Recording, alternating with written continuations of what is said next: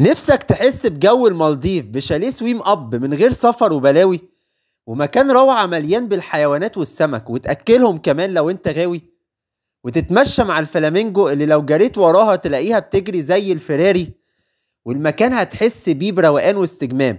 فلو خدت القرار فعلا وناوي، يبقى تنطلق بعربيتك على مكان اسمه عند عمرو على الطريق الصحراوي. تعالوا نشوف كل حاجة مع بعض بالتفصيل.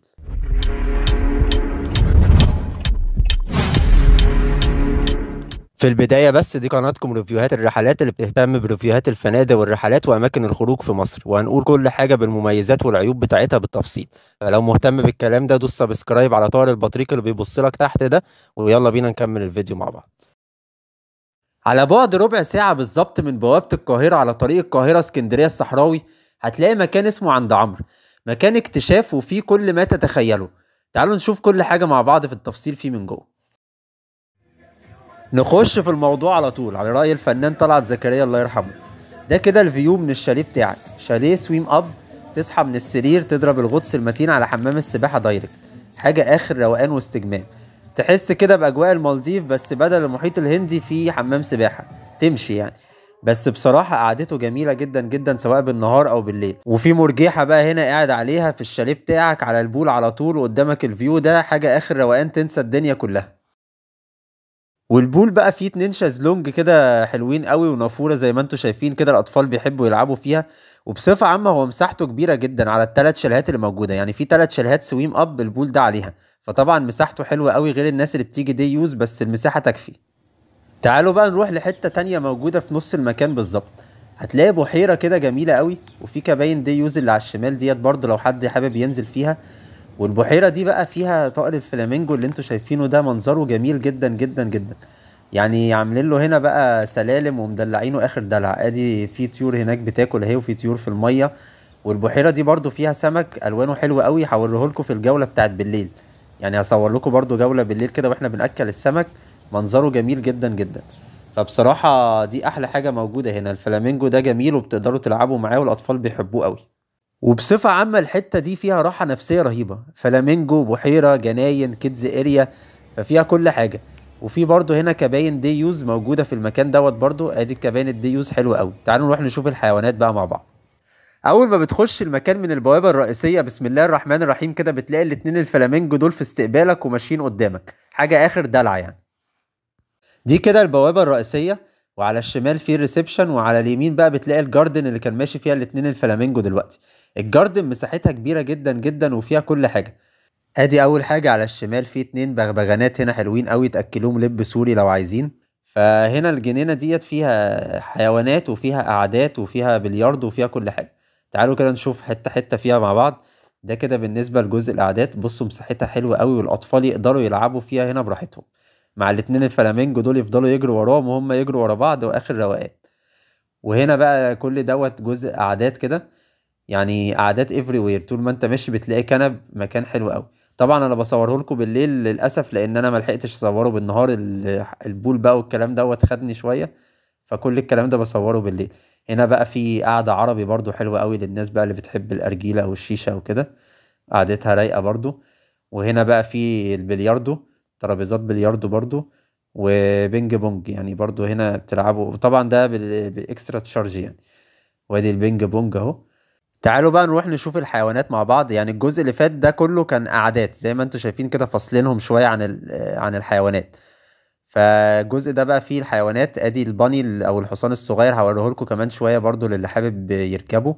وهنا بقى في كشك بتجيب منه اكل الحيوانات، وعايز برضو اي حاجة بتجيبها بقى، تسالي، شيبسي، بيبسي، الكلام ده كله بتجيبه من هنا. وادي هنا في 2 بغبغانات اهو. كده بدأنا بقى الحيوانات. اول حاجة ال2 بغبغانات بتأكلوهم لب سوري برضو لو عايزين، والاكل هنا على فكرة انكلودد في السعر. يعني انا حاجز الشاليه دي يوز والاكل كله انكلودد في السعر. في بقى هنا اللامة اهي، اللامة موجودة اهيت برضو، بس معلش بقى هو برضو بالليل ايه التصوير مش قد كده، طبعا كان نفسي اوريكم الحيوانات دي بالنهار، بس برضو عشان تاخدوا فكرة يعني.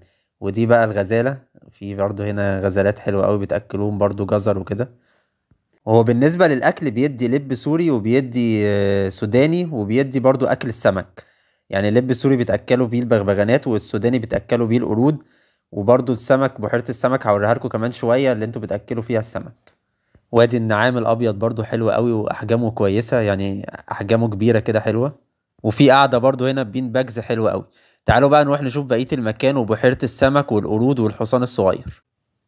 تعالوا نشوف بقى الحصان الصغير او البني. برضو الحصان الصغير من ضمن الحاجات الانكلودد في السعر، يعني انا باكد ان انا واخد الشاليه دي يوز، برضو من ضمنها ركوبة الحصان دوت انكلودد في السعر. بيبقى من 6 ل9، والاطفال بقى يركبوه ياخدوا بيه لفة ظريفة قوي. تعالوا بقى نشوف البحيرة اللي احنا شفناها بالنهار اللي كان فيها الفلامينجو. بالليل بقى باين السمك زي ما انتوا شايفين كده، الوانه تحفة وخطيرة. يعني السمك فيه احجام صغيرة وفيه احجام كبيرة، زي ما انت شايف كده قدامك في سمكة عملاقة اهي. فكل حاجة هتلاقيها هنا وفيها الوان مختلفة، بس طبعا الاضاءة بالليل مبينة اللون الاورنج شوية. لكن فيها جميع الالوان، في لبني في ابيض في الوان مختلفة جميلة جدا. وبرضه بتاكلوهم بقى الاكل اللي انا قلت لكم عليه. ادي بص هحذف لهم الاكل اهو. بصوا، بيتلموا عليه زي ما انتوا شايفين، بيعملوا دوامة رهيبة. بيبقى منظره حلو قوي. فبرضو الاكل من ضمن الحاجات الانكلودد في السعر، فبتبقى جميلة جدا ومسلية للاطفال. حتى الاطفال الصغيرين لما بيشوفوا منظر السمك وكده بيشغلهم شوية. وبرضه انا حابب انوه لحاجه، ان الدي يوز هنا بيبقى فيه كباين حوالين البحيره دي اللي انا وريتها لكم بالنهار. دي بتبقى كباين فيها كنب بس، واي عدد بقى انت تاخده، يعني اي عدد بيخش بيدخل في الكباين دي مفيش فيه مشكله، على حسب العدد يديلك الكابينه بتاعته. وبرضه الشاليهات السويم اب اللي انا صورت لكم منها طبعا في اول الفيديو، دي برضه دي يوز او اقامه عادي مفيش فيها مشكله. عشان بس في ناس فاكره ان الشاليهات ديت بتبقى اقامه بس، لا، ممكن تاخد دي يوز عادي. ويبقى بقى فيه الشاليه بالسرير بالحاجات دي كلها، تقضي ليلة حلوة يعني. تعالوا بقى نكمل جولتنا ونشوف الكيدز اريا والقرود مع بعض. ادي هنا الكيدز اريا اهيت. كيدز اريا برضو حلوة وفيها كمية مراجيح مش بطالة، يعني طبعا مش كتيرة قوي بس كويسة ومناسبة لجميع الأعمار. يعني في زحاليق وفي مراجيح كده للأطفال الكبار شوية، وفي أجزاء كده الأطفال الأشقياء يحبوا يتسلقوا شوية الحاجات دي. ففيها حاجات متنوعة وفي نطاطة اهي. وادي بقى القرود. القرود هنا جنب الكيدز اريا بالظبط، والقرود هنا اشقية ولذاذ قوي، يعني تلعب معاهم وتلاقيهم تحس كده ان هم ايه عندهم جو مرح شوية. وادي نسانيس برضو هنا. بص هو قرب لي بيحسبني ان انا هاكله، لان زي ما قلت لكم برضو هم بيدونا سوداني بناكله برضو انكلودد في السعر. ف وفي قرد اهو فوق متشعلق، مش عارف واضح بالنسبه لكم ولا لا. بس هنا في القرود والنسانيس بتاكلوهم وبيبقوا لذاذ قوي ومنظرهم جميل بصراحه. فالمكان بصفة عامة مش سايب حاجة، يعني في كل ما تتخيله. اوبا اوعى النط يا عم الحاج، عندها لياقة احسن مني. المهم ما تنساش دوس سبسكرايب عشان برضو تشوف الجزء التاني. الجزء التاني هشرح فيه الشاليه من جوه والمميزات والعيوب. يعني العيوب برضو مهمة قوي عشان تعرفوها قبل ما تروحوا، ولو في اي حاجة اكتبوها لي في الكومنتات. اشوفكم الفيديو الجاي ان شاء الله.